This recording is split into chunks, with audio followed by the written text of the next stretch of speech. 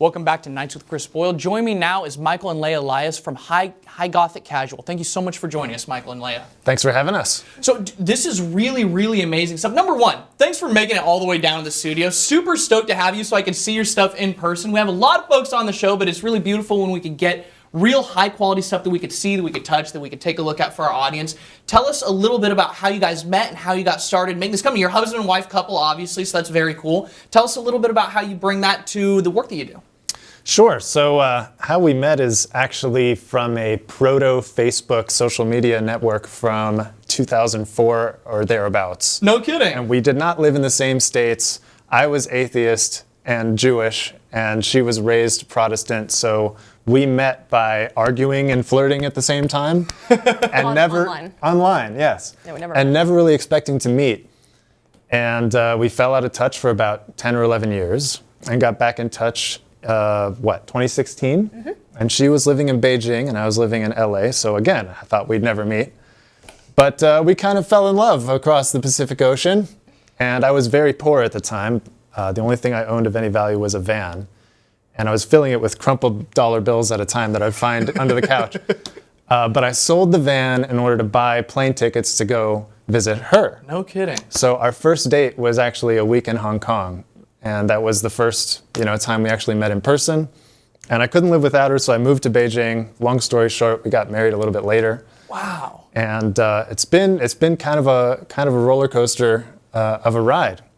And as I mentioned briefly, I was atheist, and I come from a completely Jewish family. So I was not expecting to find Jesus in 2020, and even less expecting to find Catholicism in 2022. And then what was beautiful about that was she kind of dragged me kicking and screaming to Christ, and then I kind of dragged her kicking and screaming into the Catholic Church. Really? That's so interesting. Yes. Now we're very happy. Now we're very happy, and we're both obsessed with the church and the tradition and the saints and the heroism and just the beauty of the whole thing. And we are kind of entrepreneurially spirited and wanted to work as closely with that tradition as we possibly could. So I'm a musician, and I come from kind of a rock and roll tradition. I've always wanted to dress flashy, and there was nothing that I really wanted to wear. So I started making things that were flashy in a kind of rock and roll way, but that expressed the values that are actually worth expressing and worth aspiring to, and are actually cool. Actual coolness, it comes from God and beauty and the power and heroism of the saints. It doesn't have to come from, debauchery and things like that. Mm-hmm. Well, I mean, that's what takes more strength, too, self-sacrifice. Yeah. I mean, these are things that, culture has generally held up all through time as things that are worthy of aspiring to. Number one, I think your meeting story is amazing. The fact that you guys went to Beijing, the fact that you're back here, I mean, that's an awesome story for you guys. It's cool that you found Christ together as well, that you brought him to Christ. And then, I come from a mixed Jewish background myself, so I'm 1/8 Jewish, but I was raised Catholic. I still have a lot of family that's Jewish, but for me, it's always really interesting to combine the truth of Christ with the tradition, right? The tradition that the Catholic Church goes back to that initial founding point. So it's really beautiful that you guys are traveling that through line, and I like that you've brought that to the clothing as well. So something that I immediately thought of when I saw your clothing is pictures I've seen of medieval battle armor. You see this medieval battle armor with this beautiful images of Our Lady and filigree and all this really, really cool stuff, and you see people posting online oh, this is cool. If suits of I wish I could. I'll see guys LARPing I wish I could wear a suit of armor all day. I don't want to wear a tie. This isn't what men want. I want to wear a suit of armor that looks like this, and you'll have the gilded, the gilded coffins and the whole shebang. And you guys are bringing that into a modern era with these clothes. So talk to me a little bit about how you guys chose these designs and how you guys brought these together into the visual format that you guys found. Sure. So I started a company a few years back and made a custom T-shirt using the same print shop that we used to make these. And so I remembered that this was not difficult to do, and the quality was very good and didn't fade for several years. So when I wanted to up my fashion game, I started experimenting with finding public domain Catholic art that fits well on a T-shirt and printing it and wearing it. And it just kind of worked right off the bat. And people were always hitting me up hey, where did you get these? And so I opened a shop, and it's just kind of developed from there. love the art of the Catholic tradition. It's a big part of what drew me, just the absolute ascendancy of the aesthetics throughout history. And people don't go to churches or museums that much anymore. But if you wear something like this out, you'll probably be seen by 100 people a day or something. Mm-hmm.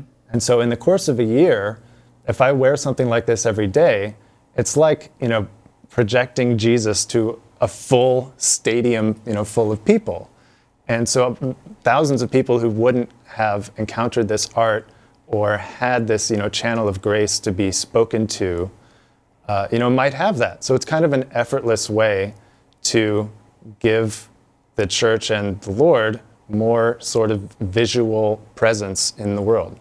And I think it's really cool too, because the art that you guys are choosing, a lot of it is this ancient art that really had a high focus on symbolism. So it's one of those things that, you might only see it for a moment, but the visual elements communicate a lot. I mean, a lot of these were written in times where literacy, quite frankly, was not as common. So images like this would contain a lot of the gospel message through visual metaphors. So it's really cool that people are able to see this, absorb those things really, really fast.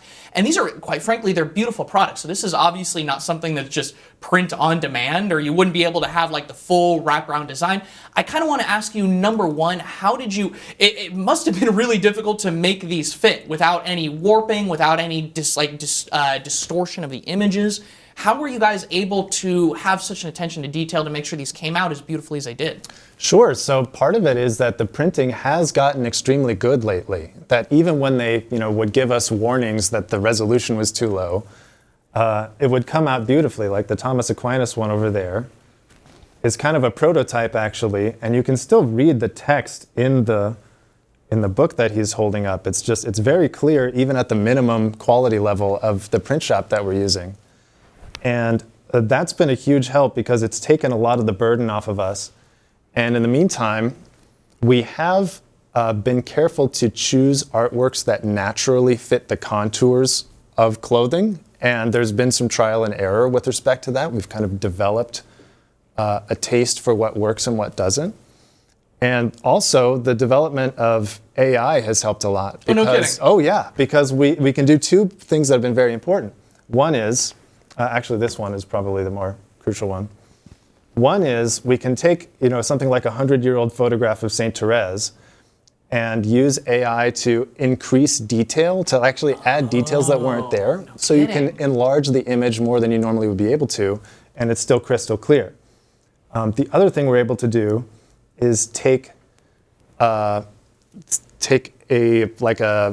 background or the sort of imaging around the central figure and use AI to extend the frame out and fill the rest of the frame with similar kinds of vibes and aesthetics. So we can have this much and then pull the boundary out here and say, all right, now fill it in with something similar. So we'll actually enlarge the background so that we can fit more of the figure onto the frame and onto the shirt. So not a lot of adjusting has to be done to the actual work. It's really very minimal, and our own artistic talent hardly ever comes into play. It's really more of a process of curation and making it fit the garment well. Speaking of artistic talent, a lot of the work comes from cathedral ceilings, stained glass windows, manuscripts, but this is actually one that Mike designed for our parish for the centennial 100th anniversary of the founding of our church, St. Therese in Alhambra. So he actually designed, this is St. Therese's actual handwriting from a poem that she wrote called Living on Love. This is an image of the statue from which she was granted a miraculous healing as a child. This is her actual photograph, and then roses and thorns as her theme. So we do some custom work. We're learning how to design, but we've had some people make requests for their particular saints. And yeah, things. we love to do that and give gift shop owners and parishes something to be really excited about. That's really beautiful. So I want to highlight a couple of your designs and then Sure. talk about what you guys are doing moving forward, where people can buy this. We're going to have to take a super quick break, though. Folks at home, you're not going to want to miss this when we're back in 2.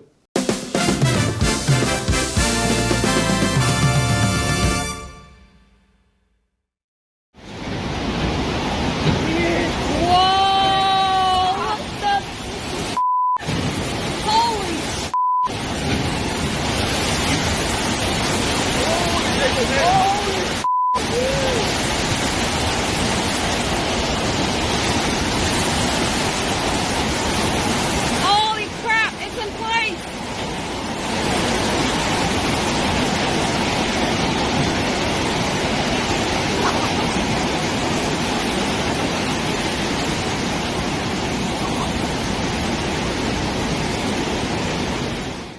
Welcome back to Nights with Chris Boyle. Joining us once again is Michael and Leah Elias from High Gothic Casual Clothing. Before the break, we were talking about some of their beautiful clothes, how they're made, their awesome story of converting to Christianity, to converting to Catholicism, actually, specifically.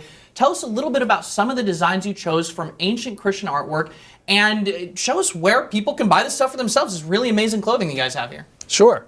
The one I'm wearing is an illuminated manuscript, actually from an antiphony. You can see some of the the monks' calligraphy with the music up here. With true stains from Oh yes, with old age. ancient medieval coffee stains or whatever may have caused that. And one of the things I like about these ones that have gold in them is that despite our not really doing anything special with the material, it really does catch the sunlight and gleam in nice light. So this is a favorite, and this is a new one that I'm just kind of excited about recently. And Leah's is also a favorite. This is a wall painting or a ceiling from a monastery in Bulgaria. Yes, and kind of shows all creation. You have Christ in majesty in the middle here, and then you have, looks like some giant crabs and centaurs and goats and things at this layer, and then you have some angels at this layer, and you have scenes from the gospel around the outer edge. And I like on the shoulder that it just happens to have come together here, a collection of halos from saints that are gathered somewhere. It just happens to have gathered on the shoulder. So these are both, just very striking, and we get a lot of compliments or comments and people approaching us to talk about the gospel and ask what's going on in these artworks. And we've had dozens of opportunities to talk about Christ in situations where ordinarily we wouldn't have. And none of the conversations were awkward. We didn't have to approach anybody, they approach us. And so it's really a beautiful confluence of intentions that this makes possible. That's really beautiful. So tell folks at home where they could where they could find some of these designs for themselves. Whereas we're getting into the Easter season, a lot of people forget Easter is actually the start of the Easter season. It actually lasts all the way till Pentecost, which is a long time, like 7 weeks or something like that. So tell folks at home where they could rock some of this stuff, maybe spread the message of the gospel during Easter. Sure, absolutely. Our website is highgothiccasual.com.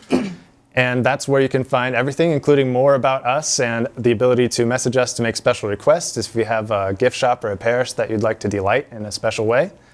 And we're happy to respond quickly and brighten your day and brighten the world, hopefully. Awesome. Michael, Leah, thank you so much for joining us tonight. Thank you. Thank you, Chris. And that's all we have for you this evening. Until next time, you can follow me on Twitter and Instagram at HeyChrisBoyle. If you like the show, please send feedback to chris.boyle@onn.com. I'd like to thank my production team, my director, Jared, my editor, Raphael, PA, Brittany, and all of you at home. Thank you, and enjoy the rest of your night.